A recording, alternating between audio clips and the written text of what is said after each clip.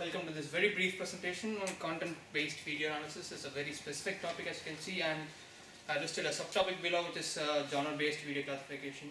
So we will look at content-based video analysis in light of genre-based video classification.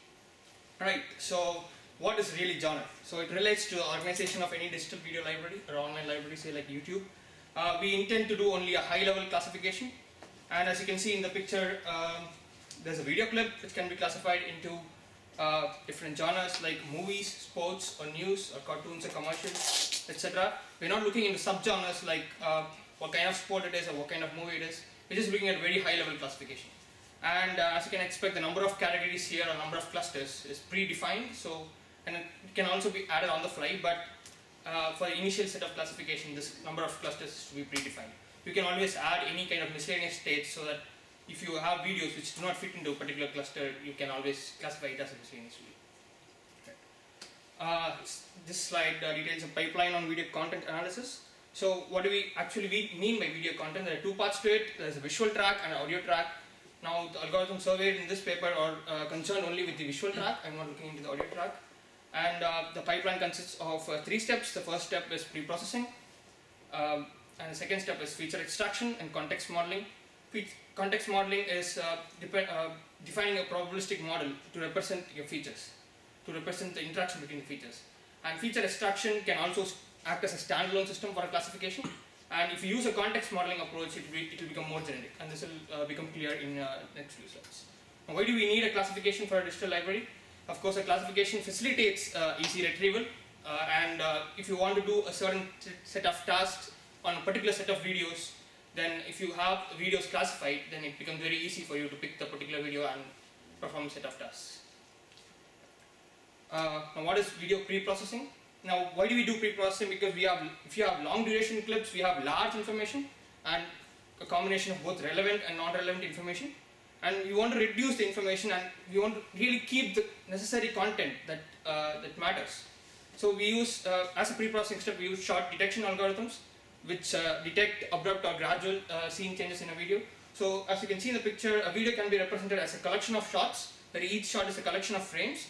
And if you look at the picture, the first frame and the last frame are being shown, and they are not much, they do not have very much variations.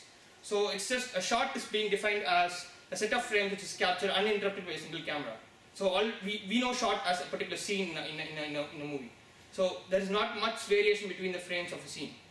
And so this video, any video can be represented by a finite number of shots, and each shot can be represented by a representative set of frames. Now, this subject is about feature extraction.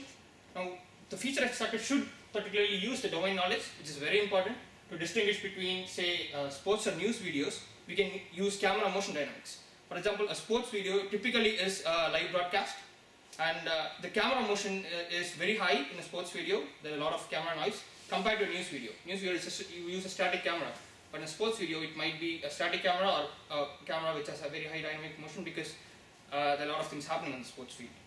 And feature extraction systems can act as a standalone system for classification. So just extract features, put it in a set of classifiers, ask them, have a training set, and ask them to label, ask them to classify. So that's a definition of a standalone system. So feature extraction can also act as a standalone system.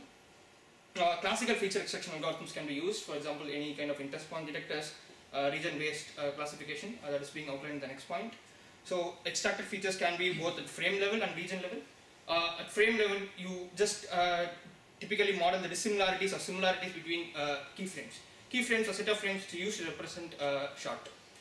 Now, these similarities or dissimilarities can be based on any kind of indexes. A lot of indexes have been defined in the papers listed below, and there can be also region level features being extracted, which can be depend on describe the region based on texture or color or orientation histograms.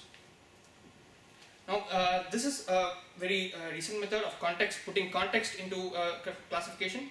We use probabilistic models to model context.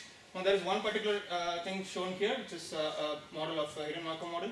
Now, a temporal sequence of video can be classified into these three states, these three blocks. The first state can be a dialog state, second state is a progression state, and this is third state, miscellaneous state. And this particular HMM is modeled for a video with a narrative sequence. So any video can be classified into all 3 different kinds of blobs, where the blobs are to be named by the user, to be named by the person who actually tries to classify it. And this essentially enables definition. These are called semantic labels, these blobs. And so what you can do is you can extract the features and put into any of these semantic labels and group them accordingly. Now this particular picture shown here, it's an approach, very popular approach. It's called multi-text. This is like, there are a lot of indicators shown in the clip. So one video frame is being classified, put into different groups. These are essentially semantic labels again. So they are outdoors and sky and snow. So what exactly this frame represents. So this can be extended to model a group of shots and can be extended again to the entire video sequence. Now there are some experimental results being shown here, and this experimental results is only based on a feature classification approach. The context modeling is not being currently used as a classification approach. That is my own idea of extending it. Now this is just a result from a directly extracted feature vector. It consists of 11 features, and this is for classification of short duration clips into 5 different classes: sports, news, cartoon, commercials, and music. As you can see in the table here, the accuracy, the best accuracy being achieved is 90% classification. And if you reduce one of the categories, the minus represents you cut off one of the categories from the entire set of clips. So if you reduce one of the categories, the accuracy naturally increases. And this also kind of tells us about the limitations of a feature extraction approach. So you really cannot find only features which can distinguish between, like you have 10 different clusters. So you have to put context into the picture. How do you put context into the picture? You model the video using a probabilistic method, using a Bayesian network or a hidden Markov model. Okay, so, yeah, and sorry for that. And to conclude, I really want to say, use of context modeling is a more general approach. So we want to define some kind of semantic sublabels for each category. For example, for sports, we have to define a set of semantic labels for which you can extract features and put into them. And we have to relate between different categories. The problem with the definition of semantic label for each category of genre is you really do not know what is the exact sublabels you can define. You can actually relate to a particular category. For example, for a cartoon commercial, you have to think a lot before defining your sublabels. How can you describe the video in terms of all these sublabels? It's about the user. Sorry, it's about the person who wants to classify it.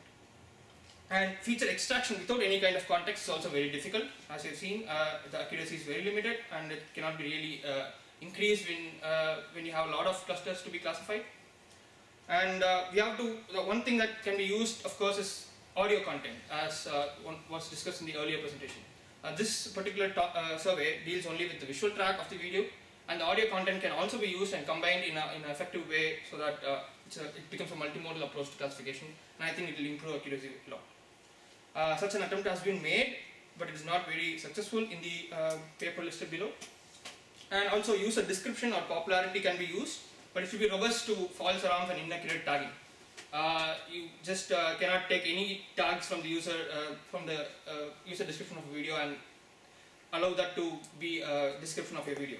You have to, your system should be robust to what kind of false alarms or inaccurate tags the user might put, or some kind of arbitrary descriptions that the user might give to the video. And that's my presentation. It's just a comic about inaccurate tagging in YouTube. The internet has always had loud, dumb people, but I've never seen anything quite as bad as people who comment on YouTube videos. So this ineffective description of videos in YouTube by the other users. So says that. Great, thank you. That's it. Thank you.